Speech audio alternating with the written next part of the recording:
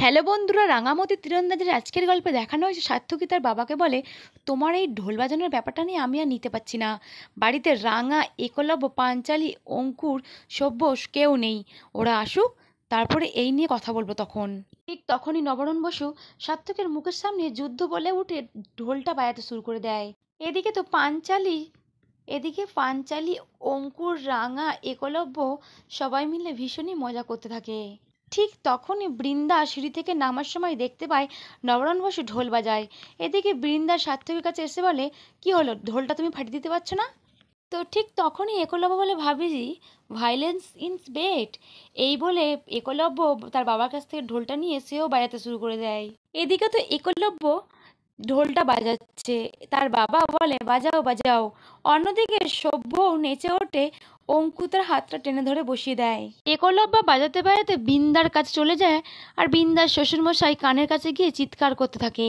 তখনই পিসিমণির মেয়ের কাছে ছুটে যায় বৃন্দা ও সার্থকী, গিয়ে বলে, বল রাঙা কোথায়? তোর এত বড় সাহস, তুই বলবি না? বল রাঙা কোথায়? ঠিক তখনই রাঙা দাঁড়িয়ে পড়ে। ঠিক তখনই রাঙা উঠে বলে, ওহ, আপনারা তো কেমন লোক, আপনারা খুব ঝগড়ুটে লোক আছেন তো। আপনারা না খুব খারাপ লোক, আপনাদের ব্যবহারটা খুবই খারাপ। তখনই রাঙার কথা শুনে সার্থকী আমতা আমতা করতে থাকে। এদিকে একলব্যকে বলে, আরে আব্বিজি, আপ এই ঢোল বল হাঁটাইয়ে। ঠিক সঙ্গে সঙ্গে একলব্য গলা থেকে ঢোলটা খুলে নবরণ বসুকে দিয়ে দেয়। এদিকে তো রাঙা অঙ্কুরের কাছে গিয়ে বলে, আচ্ছা पैसा दीजिए, দলিল লিজিয়ে, বাত খতম কর দিজিয়ে। অঙ্কুর রাঙাকে বলে, just a minute, just a minute. এদিকে আবার সভ্যকে বলে, বড় ভাইয়া চালিয়ে তো, पैसे का লাগেজ লানা है। পয়সার ব্যাগ নিয়ে এসে একটা সাত্তকীর হাতে দেয় আর একটা বৃন্দার হাতে দেয়। এদিকে সাত্তকীর হাত থেকে পয়সার ব্যাগটা নিয়ে চলে যায় ময়না। ময়না গিয়ে বলে, বা কত টাকা, কত টাকা, সব টাকা কি আমার? সাত্তকী বলে, হ্যাঁ তোমার। এখন বাইরের লোকায়, চলো চলো।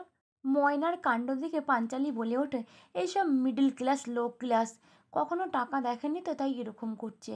এদিকে তো একলব্য বৃন্দাকে বলে, টাকা পরে দেখবেন, আগে আসল দলিলটা দিন। তখনই ময়না বলে ওঠে, হ্যাঁ দিয়ে দেবে দিদিভাই, আসল দলিলটা দিয়ে দাও তো।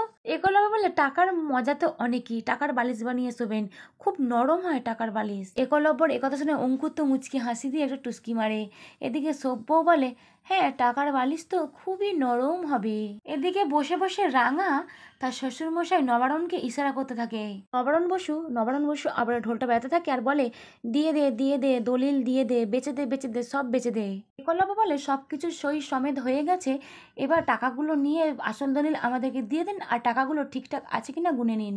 পাঞ্চালী বলে, টাকাগুলো ভালো করে গুনে নেবেন, একবার গুনে নেওয়ার পর টাকাগুলো নিয়ে নিলে পরে বলবেন টাকা কম আছে, এটা কিন্তু আমরা মেনে নেব না। পাঞ্চালী রাঙাকে আরও বলে, কি বলো তো ভাবি, এইসব মিডিল ক্লাস ফ্যামিলিকে না একদম বিশ্বাস করি না। রাঙা বলে, একদম ঠিক বলেছ।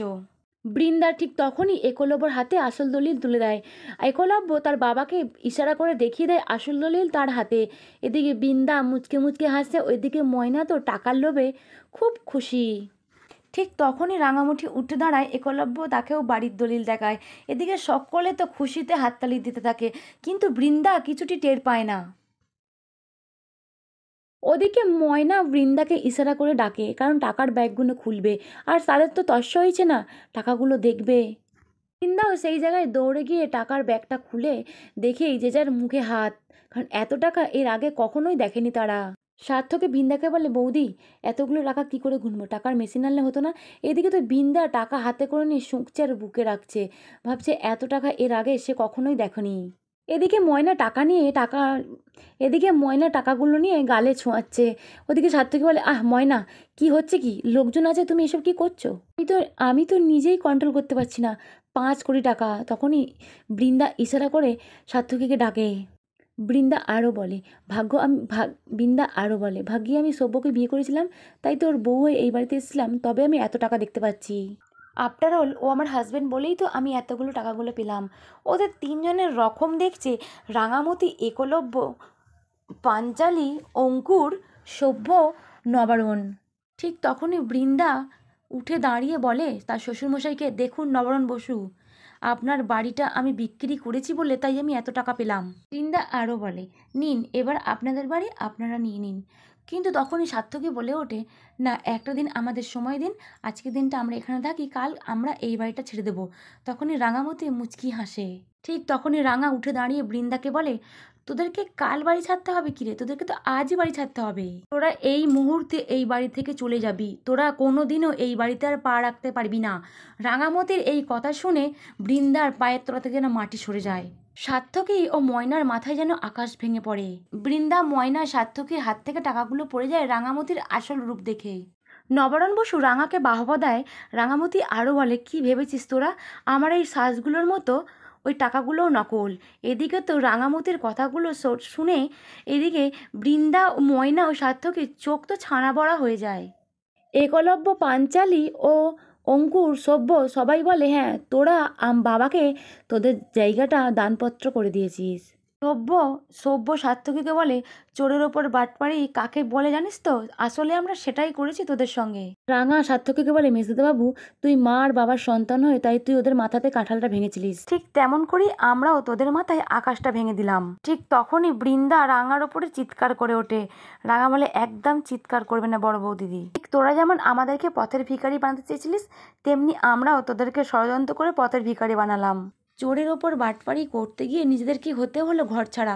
রাঙার বুদ্ধিতে নবারণ বসু তার বাড়িটি ফিরে পেল। তবে কি বৃন্দা, সার্থকী ও ময়নাকে শাস্তি দেবে? যদি এমনটাই আপনাদের কেমন লাগবে কমেন্ট করে